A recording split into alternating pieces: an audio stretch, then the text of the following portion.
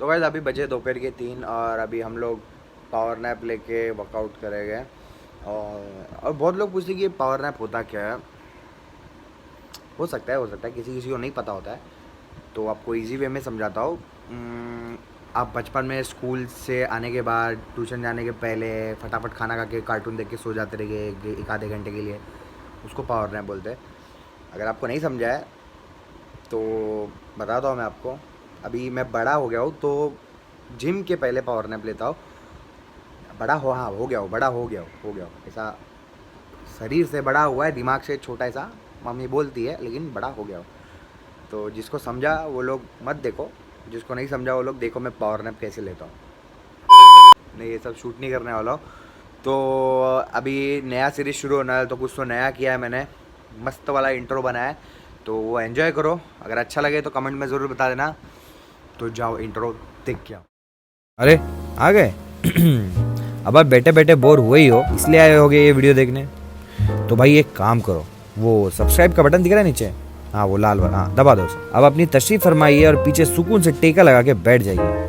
वो क्या है ना, थोड़ी बातचीत करके थोड़ा क्वालिटी टाइम स्पेंड हो जाएगा आपका। तो चलो एक किस्सा सुनाता हूँ। किस्सा माने स्टोरी, कहानी सुनोगे ना? हाँ चलो ठीक, बैठो। देख लिए इंट्रो, तो चलो थंबनेल देख के आपको पता चल ही गया कि मैं आज आपको क्या बताने वाला हूँ। तो पहले थोड़ा सा ट्रांसफॉर्मेशन दिखाता है, क्विक वाला एक फ़ोटो दिखाता हूँ आपको, पहले वो देख लेना।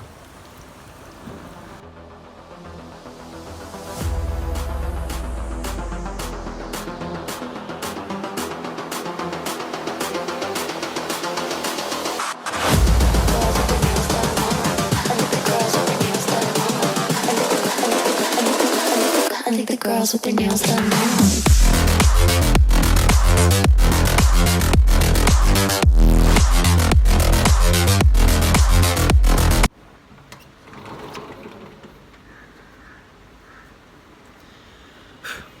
तो भाई बात शुरू होती है 13 अगस्त 1997 नेरुल से, जहाँ मैं पैदा हुआ और वही पला बड़ा बिगड़ा। Like every Indian middle class family, मेरे घर वालों के भी कुछ प्लान्स थे मेरे लिए। एज आई सेड कि मैं बिगड़ा हुआ था, थोड़ा सा बिगड़ा हुआ था कि मैं मस्ती बहुत करता था।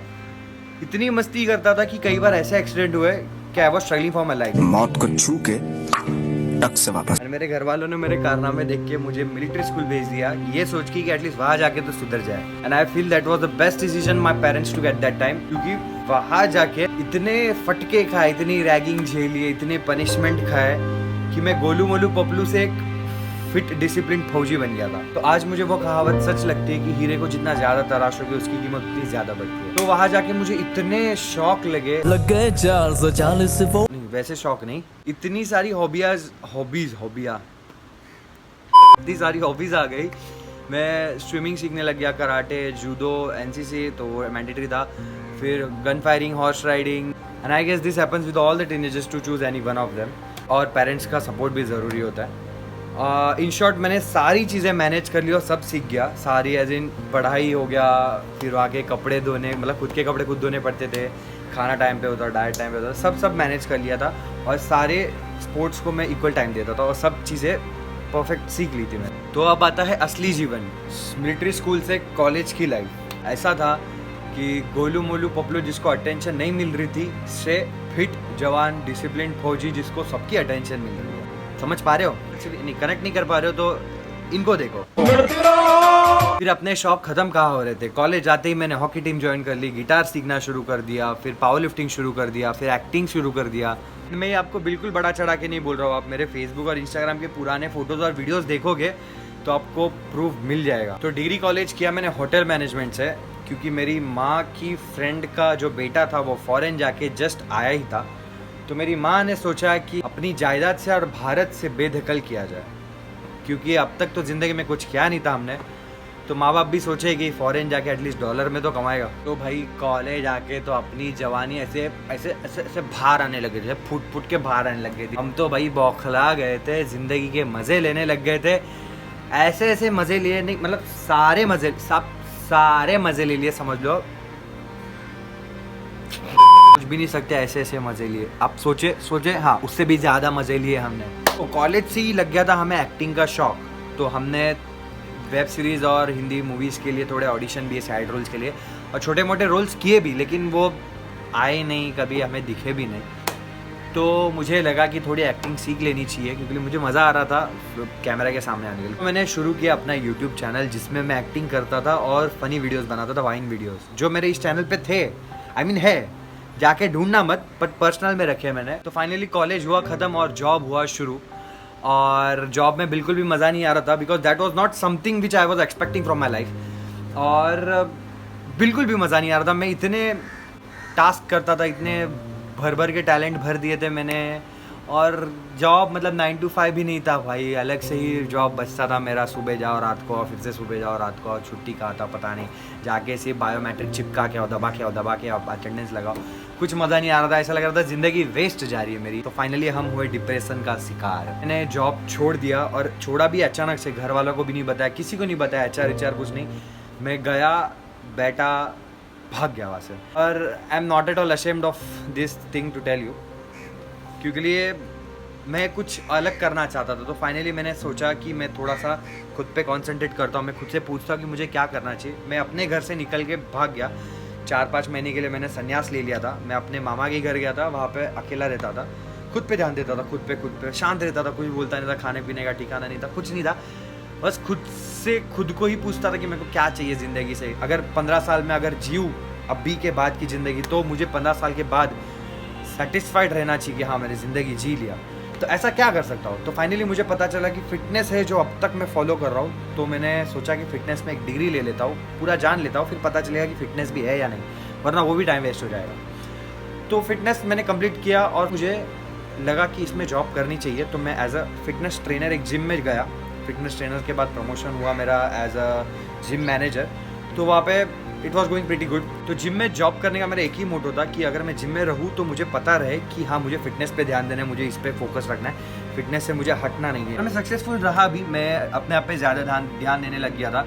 मेरे दिन के 7-8 मील होते थे, मैं गेन अच्छे से कर रहा था। फिर मैं 2 टाइम वर्कआउट करता था, मॉर्निंग में स्ट्रेंथ और इवनिंग में कार्डियो। तो ऐसे करते करते 1 साल हो गया, और पहला जॉब था जिससे मैं बोर नहीं हुआ। और 1 साल होने के बाद मैंने अच्छा सा फिजिक अचीव कर लिया था, और जिसके बाद मैंने पावर लिफ्टिंग शुरू कर दिया, मतलब प्रोफेशनली पावर लिफ्टिंग शुरू कर दिया था।